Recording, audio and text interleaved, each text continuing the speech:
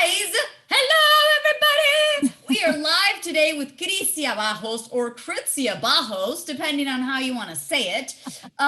Such a freaking talented human being, actor and voice actor, or actress and voice actress. She's in League of Legends, Sims4, which we're so going to get into, Cyberpunk 2077, and Casa Grandes, which is a great show on Nickelodeon, among a shit ton of other things on IMDb. So go to her IMDb. Welcome, Krizia. Thank you. I'm so excited to be here. Kind of here, in the interwebs here with you. Yeah. And you look so professional in your booth. Well, yeah, you gotta make it work. You gotta make it happen. What's your background? I'm Cuban American. My parents, my whole family was raised in Cuba, born and raised in Cuba. Well, raised kind of, after the revolution, they had to run over to Puerto Rico.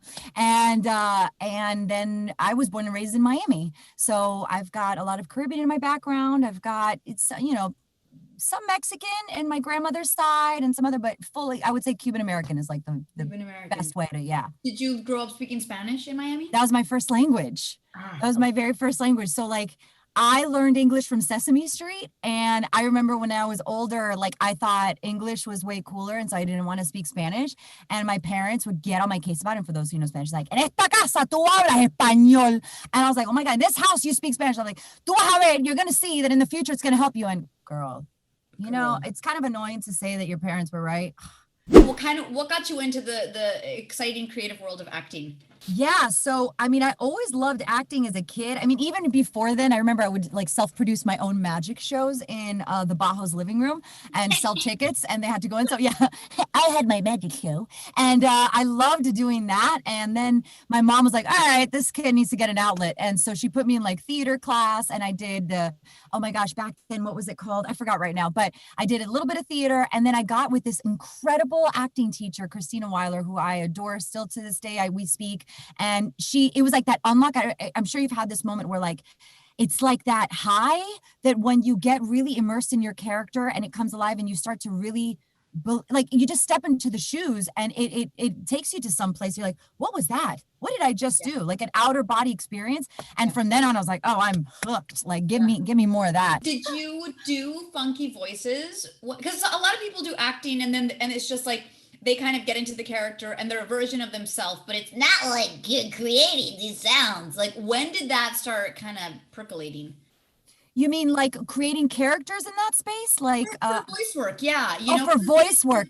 I see. So voice work happened, interestingly enough. Like I didn't know about voiceover. I feel like some people are like, what is voice? You don't know until you know. Yeah. And so I always did on-camera acting, and I always did pretty well with it. And then remember when, okay, I might be dating myself, but like GPSs had just come into cars. They were like not the Garmin's that you put on top, but like they were in the cars.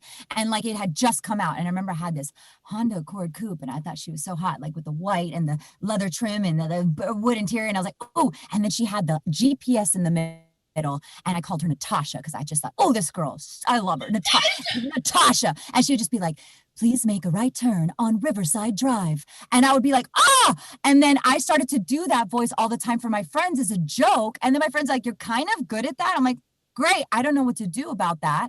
And so I kept doing it. And so many people kept telling me that kind of thing. I was like, well, maybe I should just give it a try. But I trained, I learned about what it was. And then it opened up this world. And I was like, oh my God, there is so much voiceover out there.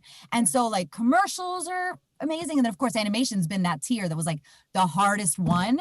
And video games, like I did video games early on. Sims4 was actually my first game. I lie. Grand Theft Auto, tiny part. And I didn't even know what I was. 5. Me too. We probably said some raunchy shit. So totally. Yeah. And then Sims4 was like the first big game. And I was like, what is this? And then I fell in love. It's so hard not to fall in love when you like trip into this world. You're like, oh, I love this. Never take me out of here, Yeah. Because it is this place that isn't, they're not choosing us based on, you're gorgeous. And of course you belong on TV. But if you don't look right for the character they're looking for, it does, right? For voice, it's like you could be voicing like a little, 6-year-old boy. And that's what's so cool. Talk to me about Sims4. That's like a huge freaking thing. We got a lot of Sims fans here. And soon we'll get also into League of Legends because there's LOL fans. Like, how did that change your life? Oh my gosh, it changed. Oh man, Sims 4. Oh, what a wonderful world to be a part of. Actually somebody just wrote about it. What was the audition for Sims 4? I was just going to talk about it actually. Yeah. So I again wasn't sure about the audition process, and I get don't judge me, y'all. I'm gonna say something that might not go over well, but again, I came from a family, like I wasn't allowed to watch certain TV. I didn't really play too many games except for like Nintendo. So I really didn't play The Sims, and I didn't really know too much about The Sims. So when I got this job or this audition, I remember it was like Simlish, which it was just a made up language, right? And then they had like a little animation of a person doing something. So this little Sim was in front of a mirror, and she was kind of checking herself out, right? And then she was on a phone call, and then there was different attitudes that you have. So they gave us a Sims, which I'm going to go ahead and say it. So this is my Sims Bible. I have acquired this since I started. And I had all these words. I love to keep all of this stuff. And so we've got like things like songs that we've sang in Simlish, campfire songs, all stuff. So let's say, okay, so I had this like Sim stuff in front of me, and I had to be like checking myself on the mirror. And first they do like nonverbal. So I was like, oh, uh-huh, ooh. And then I would add things like Kapuna Skuno or Panadiola, you know? And so like you would give the emotion, and then whatever the word, I kind of make the word work for the emotion that I'm having. Or if I'm on the phone, right? And maybe I'm upset at somebody. I'm like, Wabara Jabinke Logak Shariti Foba. Oh, Kankuya Lanzaria. You know, if I'm pissed off. So I would just kind of pick up a word to make sure. And I had so much fun doing it. I got a call back, and it was in Burbank. I remember we were in the studio with a bunch of other people that got a call back, and the director and the devs were so much fun. And I just played. I love to improvise. So I just like played. And I got it. And then they flew us to EA with it, which is in Redwood City, which is up in the Bay Area of Northern California. And my God, it's been an amazing ride. So every time we record, they fly us up there, we spend the night, we record all day, and then we leave that night. And it's been like that for like, I don't know, 9 years now. It's been an amazing ride. With all these Elvish languages, like, do you start understanding stuff, or it's always gibberish, and depending on the emotion you're just throwing it at those words, or you're like, no, this means happy in Simlish? So it depends. I can't speak for all languages, you know what I mean, or all these made up languages, but for Simlish, and for those who are familiar with Simlish, is Sul Sul is hi, hello. Vadish is thank you. Dag Dag, you're welcome, or goodbye sometimes. And then we have certain lexicon. So it depends on what our game pack is. Like if we've got a camping one that came out a couple years back, they'll have certain things, like one was fire, like, oh, bluffy, bluffy, and that means that it's like fire, it's hot.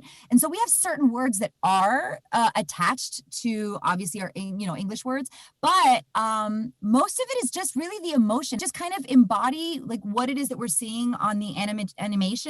And it's more of the emotion, like what is it that we're saying? And sometimes we work in beats, so it's like, okay, we've got a really long story that we've got to say, so like there's a beat here, hands go here, maybe take a breath there. And so then now when I get the melody of like what I'm saying, I'll come to my Bible and I'll go in and be like, okay Dorne Barbamul Sekalau Shompa Zelji Panadiola Shalid. So like sometimes there's a certain thing, and then I just kind of pick up depending on, and some words may sound like angrier than others, so then I'll put those in. It's a whole thing. I know. Dude, that's a whole other level of acting. That's just like it's another level of improv, another language. It's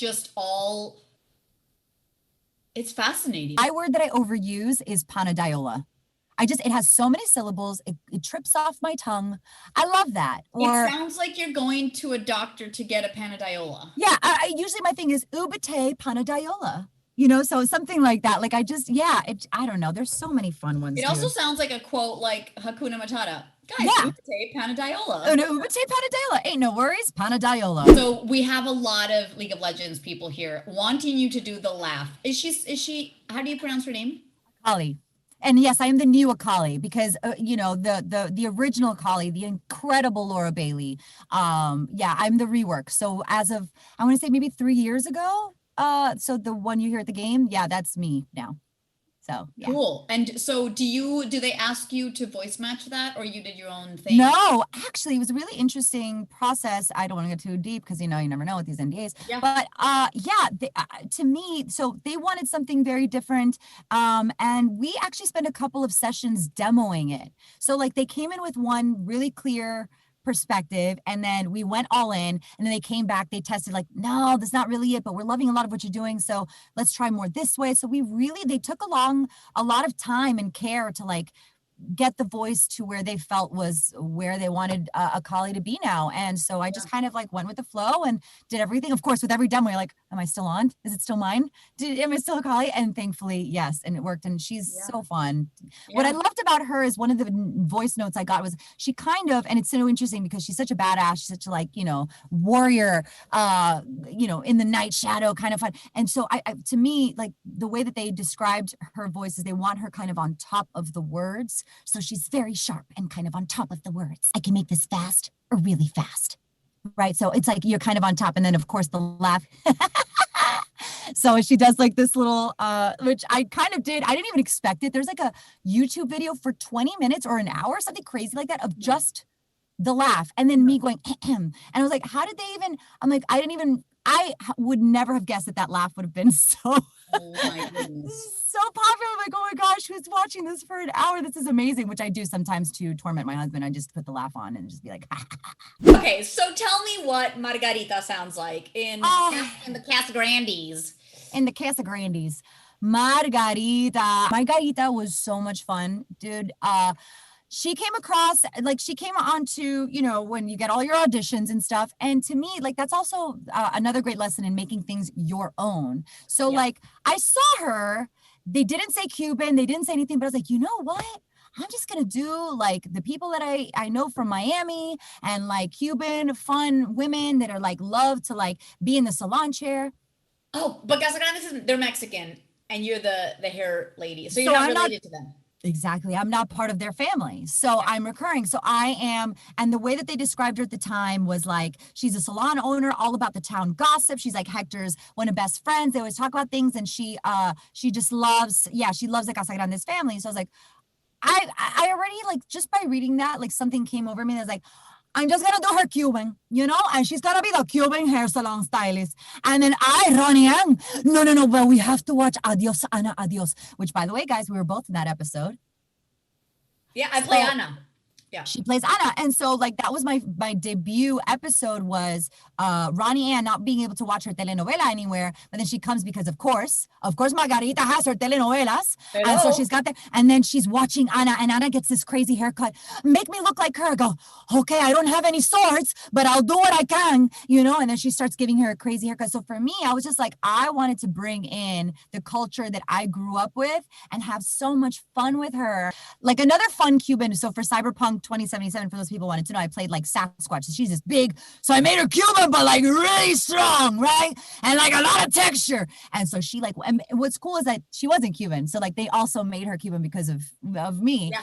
So, and then I did a Brazilian character in that as well and some other stuff. But what I love too is when I do like in different American accents. So like I did, for any of you that know, like Tell Me Why, it's more of a narrative game. And so I got to play this because it's set in like Alaska. So I got to play this like little real estate agent, Tina. She's like, now, hun, it's a cash only offer. I would jump in on that quickly if I were you. Let's talk about your voiceover camp because that's huge. We have a lot of people here wanting to do voice work.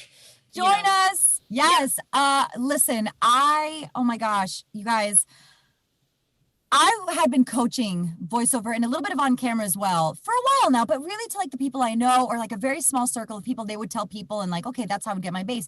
Nothing crazy. And then funny story. So one of my friends, if anybody is a Schitt's Creek fan, is one of the women that is on Schitt's Creek. And so we did classes together and stuff like that. And I would help her with her voiceover audition. She'd be like, gosh, you're making it like, I get it. Like, this is so good. You should teach classes. I'm like, how am I going to do that? When am I going to do that? And then boom, pandemic hit. And then it started to mull over in my head. And I was like, you know what?